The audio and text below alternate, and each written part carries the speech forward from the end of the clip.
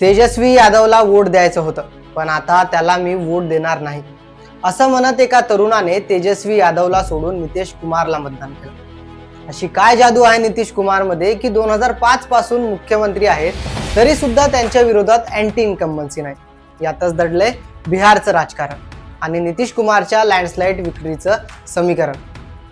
बिहार में बहार हो नितीश कुमार हो, बिहार माने नितीश कुमार हे घोषवाक्य बिहारची रियालिटी झाले, कारण बिहार 2005 पासून नितीश कुमारच्या पाठीशी खंबीरपणे उभा आहे। यंदा देखील बिहारने नितीशला ऐतिहासिक मॅन्डेट दिलाय।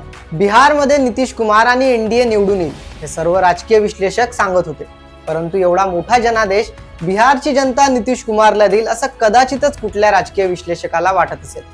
महाराष्ट्रामध्ये ज्या प्रकारे महिलांना लाडकी बहीण योजनेच्या माध्यमातून 1,500 रुपये देण्यात आले व त्याच अनुषंगाने राज्यात महायुतीने ऐतिहासिक विजय मिळवला, तशाच प्रकारे बिहार निवडणुकीत सर्वात मोठा टर्निंग पॉइंट ठरला तो म्हणजे जीविका दीदी योजना।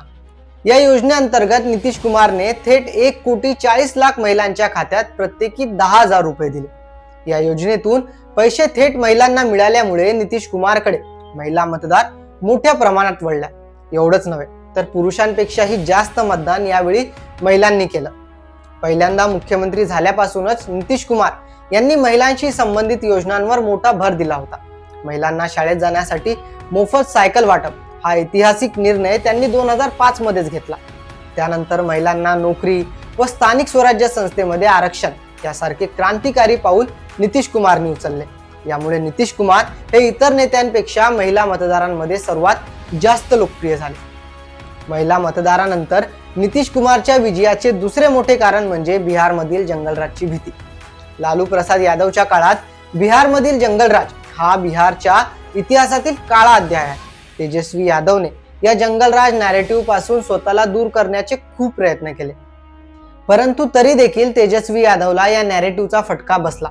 तेजस्वी यादव यांनी निवडून आल्यानंतर प्रत्येक घरात एक सरकारी नोकरी देऊ असे आश्वासन दिले, तरी देखील तेजस्वी यादव मुख्यमंत्री झाल्यानंतर पुन्हा एकदा यादवांची गुंडागर्दी सहन करावी लागेल अशी भीती बिहारच्या सामान्य जनतेमध्ये होतीच। त्यामुळे बिहारमधील यादव समुदायाच्या जंगलराजच्या भीतीने आजही तेथील तरुण वर्ग तेजस्वीला सोडून नितीश कुमारांनाच मतदान करतो। एनडीएच्या विजयाचं तिसरं मोठं कारण म्हणजे नितीश कुमारची सोशल इंजिनिअरिंग। नितीश कुमार यांनी नॉन यादव ओबीसी वर्गासाठी तसेच ईबीसी समुदायासाठी अनेक योजना राबवल्या, त्यांना ताकद दिली। त्यामुळे ईबीसी तसेच गैर यादव ओबीसी जसे की कुर्मी कुशवाहा हे नितीश कुमार यांच्याकडे यंदाही वळले। नितीश कुमारच्या ऐतिहासिक विजयाचे चौथे कारण म्हणजे त्यांच्याबद्दल झालेली सिंपती। आता ही सिंपती निर्माण कशी झाली? नितीश कुमार यांच्या तब्येतीवर अनेक टीका विरोधी पक्षाकडून करण्यात आल्या, परंतु या टीकेमुळे नितीश कुमारांबद्दल लोकांमध्ये सहानुभूती वाढली। या सहानुभूतीचा फायदा देखील नितीश कुमार यांना या निवडणूक जिंकण्यासाठी झाला। एकीकडे एनडीए मजबूत दिसत होती तर दुसरीकडे महागठबंधन मध्ये ताळमेळच नव्हता। निवडणुकीत जागा वाटपात मोठा घोळ झाला, कारण निवडणुकीत जागा वाटपामध्ये काँग्रेस आणि आरजेडी मध्ये कुठलाही ताळमेळ दिसत नव्हतं। मुख्यमंत्री पदावरून देखील काँग्रेस आणि आरजेडी मध्ये चांगलीच जुंपली होती। महागठबंधनने तेजस्वीला मुख्यमंत्री पदाचा चेहरा घोषित केलं, परंतु तरी देखील अनेक जागांवर फ्रेंडली फाईट्स आरजेडी आणि काँग्रेसला कराव्या लागल्या। त्यामुळे चुकीचा मेसेज लोकांपर्यंत गेला आणि याचा फटका निश्चितच महागठबंधनला बसला। महागठबंधनच्या अपयशाचं आणखी मोठं कारण म्हणजे विरोधकांनी निवडणुकीच्या काळात नरेंद्र मोदी यांच्यावर केलेली वैयक्तिक टीका। या वैयक्तिक टीकेमुळे मोठं नुकसान महागठबंधनला झालं। विरोधक जेव्हा जेव्हा नरेंद्र मोदी यांच्यावर वैयक्तिक टीका करतात तेव्हा तेव्हा विरोधकांना त्याचा मोठा फटका बसतोच, हे देखील पुन्हा एकदा या निवडणुकीत सिद्ध झालं। त्यानंतर महागठबंधनच्या अपयशाचं कारण म्हणजे कुठलाही प्रभावी मुद्द्याला धरून न ठेवणे।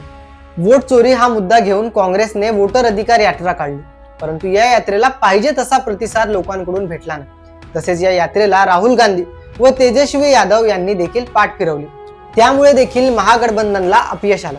या व्यतिरिक्त आणखी कुठले कारण आहे ज्यामुळे एनडीए आणि नितीश कुमार बिहारमध्ये जिंकले किंवा महागठबंधन आणि राहुल गांधी तेजस्वी यादव यांना अपयश पचवावं लागलं?